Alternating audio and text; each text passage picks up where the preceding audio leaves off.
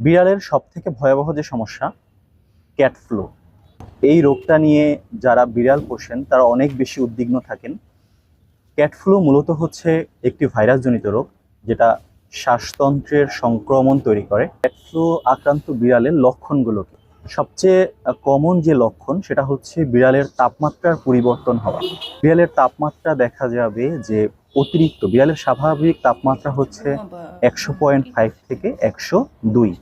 যদি cat flu আক্রান্ত হয় দেখবেন বিড়ালের তাপমাত্রা অস্বাভাবিকভাবে বেড়ে যেতে পারে, অথবা কিছু কিছু ক্ষেত্রে স্বাভাবিকের থেকেও তাপমাত্রা কমে যেতে পারে।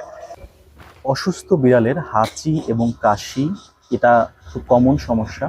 বিড়াল হাঁচি দিবে অথবা কাশির সমস্যা তৈরি হবে। বিড়ালের নাক দিয়ে তরল বের হবে, সেটা হলুদ রঙের হতে পারে, সবুজ রঙের হতে পারে। বিড়ালের বমির প্রবণতা বেড়ে যায়, একটা বিড়াল বারবার বমি করতে পারে, অনেকবার দেখা যাবে।